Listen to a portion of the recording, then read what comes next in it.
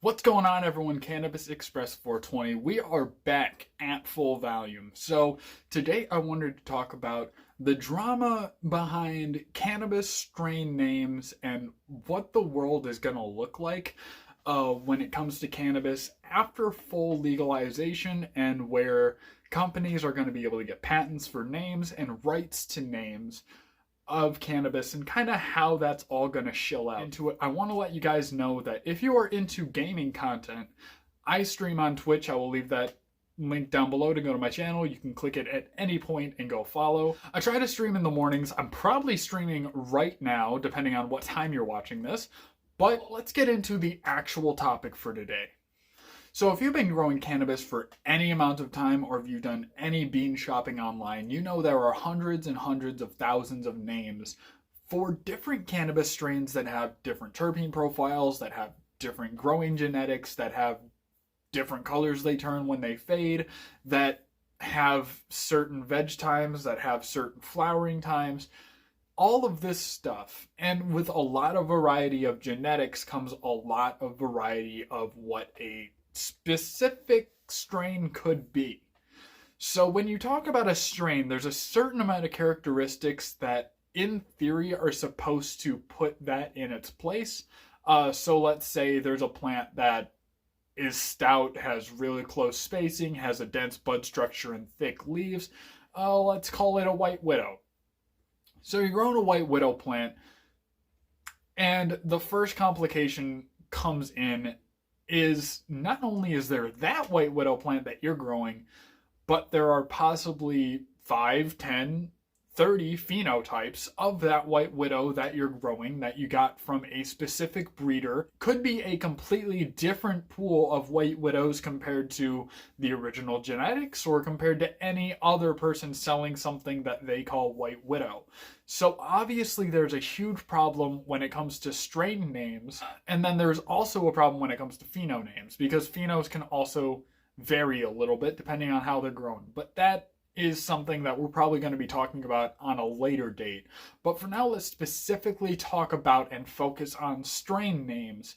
So when you come into the strain name territory, there's a couple characteristics that you're going to want to go by when you name it. So you can name it after yourself, you can name it after a parent plant, you can name it after something random, you can name it after its taste, its color, its trichome density, anything like that, you can name a plant after. So it gets extremely complicated when you're doing your own growing, and maybe you're using the same parents as someone else. You get down to an F5, you come up with exactly the same thing as someone else did and said, this is the product I want, this is mine, I'm going to name it. But they named it something else already. So there's the complication of an unregulated system. And the complication going into a regulated system can be even more detrimental to how we do things. Now, something I recently learned that I'm sure not a lot of people know, but when dispensaries grow a specific product, let's say they want to grow something like a green crack or a zombie death fuck, or something with a name that's a little off-putting, they will actually change the name of that strain to be able to sell to a wider audience.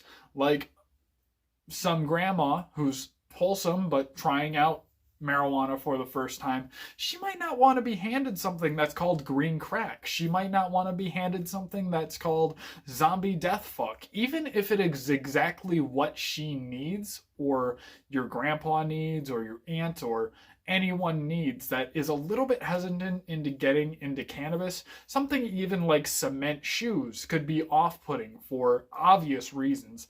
You don't want to go into a weed experience expecting to be tied to the ground if it's your first time ever, even if it's something that you're trying to treat for like insomnia, where you don't want to get up in the first place. They'll hear something like cement shoes and think it's too intense, when it's really not. So getting into where the patents are going to be taking place, when people are going to be buying the rights to these names, when legality is at full bore. It's still in immaturity. I mean, I can't even say cannabis too many times in a cannabis video on YouTube without it getting demonetized. Isn't that some shit? But anyway, that cursing is going to get me demonetized as well. But we're not going to talk about that because I don't get monetized in the first place, man. So why not? But when we get into the regulated space and people are buying rights, it's going to be really hard to get used to the fact that someone's probably going to end up owning the name Northern Lights, White Widow, Jack Hare, Blue Dream, all of these big strains, and they're just not even going to adhere to the original wheat. They're just not. Because either original breeders have died, those genetics are long gone and weren't conserved, no one exactly knows exactly what it is, and you can just name something anything. It doesn't even have to be relatively close to what it was. So I feel like what's going to happen in the future, and you guys tell me your opinions down in the comments, of course. I want to have an actual conversation with you guys about this and where you guys think the world is headed in this aspect. But I think we're going to have to get used to completely different genetics being called what we used to love. So, Pink Tsunami, a strain that I really love, it could be something completely different. It could be crossed with a Mimosa number 16 and a Lemon Kush, and then they grow something and call it Pink Tsunami, when it's not even close to what was originally there, even though that company went under and those seeds are no more. It could be something completely different. I really wish I conserved the genetics, but financially I wasn't able to. But that's also besides the point. In my mind, they're completely extinct. If anyone has a Pink Tsunami cutting, please let me know, because I for sure would want one. But from Future Genetics, by the way. If you cannot prove it's not, or if you cannot prove it's from Future Genetics, don't want it.